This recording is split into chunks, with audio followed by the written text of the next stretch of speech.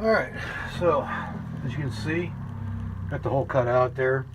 And what I'm going to do next is make a template. And the easiest way I found to do that, especially with a hole like that where I can't really get underneath there, is I'll show you here in a second.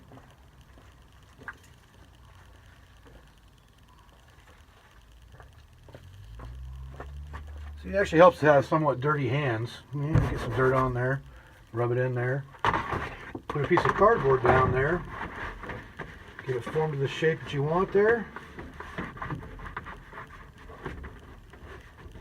and just use your dirty hands to make the imprint. You can actually kind of see where I did it earlier.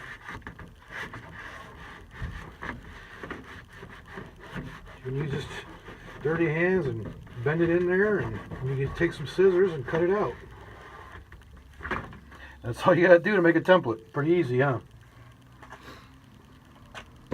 As you can see, I have made a template. And you saw how I did that just by making it dirty, and then I just cut it out using with a utility knife. So that's going to be our new piece. And I'll be transferring that over to a piece of metal, probably a piece of 16 gauge, so I can repair that hole. And so there's my template. As you can see, there's my template, and there's the steel I'm going to be using, a piece of metal. I think it's 16 gauge. I'm not sure. It might be 18. And it's just a piece I got from a local store, local fab shop actually. Guy was really cool. He just hooked me up with a piece, and that was it. So I'm going to go ahead and lay it out and trace it out, and then cut it out and get it ready to go in.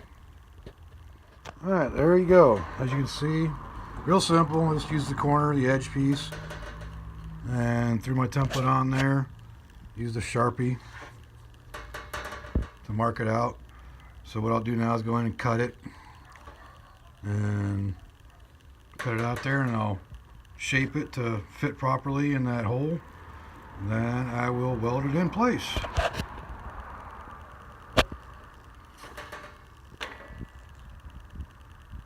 Alright, as you can see, cut the piece out, and I just got to basically work it until it fits in there properly. Haven't actually tried it yet. I just cut it out just a second ago, so let me go ahead and see if it'll fit. Probably ain't gonna fit right away. Have to do some grinding and trimming and fitting and bending, obviously, to get it to fit in there. So definitely got to do a little roll on it right there, which I'm just gonna do using my hands basically, because I don't have any kind of rolling tool here. So I'm just doing it by hand, and I'll probably find a nice round surface and use it. I might actually use it right here, just like kind of stick it on there and bend it down to fit that contour a little bit and get it in there. So that didn't take much time. I'm definitely going to tweak it a little bit better, but I just kind of pushed down in there and it went right in. So I just got to do some trimming to make sure it fits properly. Leave a little, make some gaps so I can actually pinch it in there and weld it in properly, and then we'll go from there. Alright, so next thing I'm going to do here is I want it to fit a little better. If you notice here with this ramp, it kind of straightens out and goes up. Well, I need to get this to fit in there, straight edge. So what I'm going to do, with hammer and dolly, the round edge there, and try to just bend it, try to drop stuff. And what I'm going to do is bend that around just to give it a little curvature.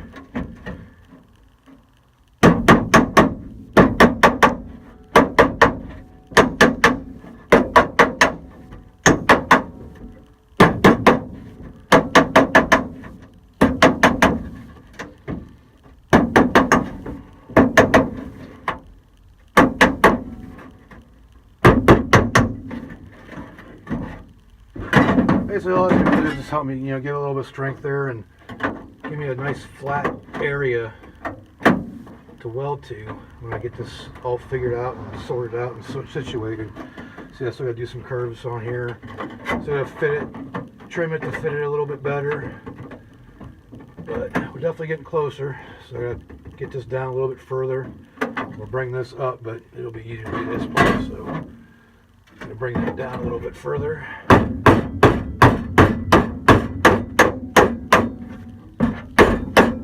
sure hope that camera ain't moving too much.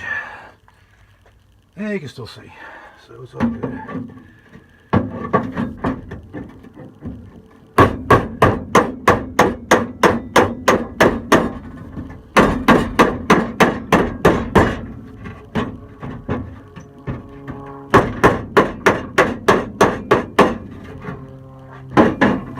So just trying to flatten out to get this to fit a lot better.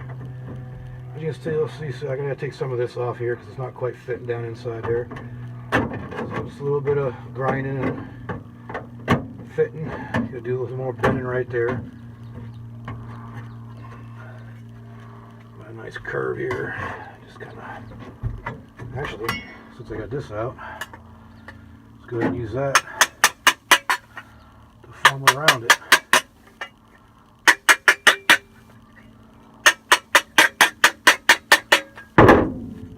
That to fit a little better.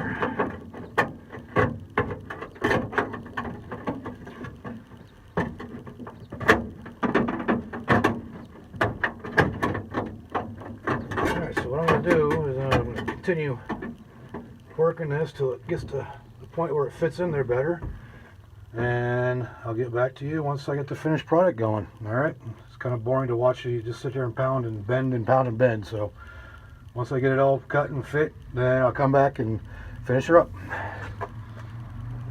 I went a little crazy right here, so that's going to be fun filming that, but it won't be too bad. You just put a piece of aluminum behind it and weld to it, and it'll fill the gap. And as I weld it, what I was going to do is just form it into the corners here and make it work. So these little things are some of the best investment I ever made. Little butt weld holders. Pretty nice. So basically all that's left to do is weld this thing in place, and the repair will be done. Won't be much left after that. Let's put that plate back on and figure out where the hole goes because I forgot to measure, but hey, what can you do? But that should take care of the cracked floor once I get that welded in. And so the next part will be me welding that.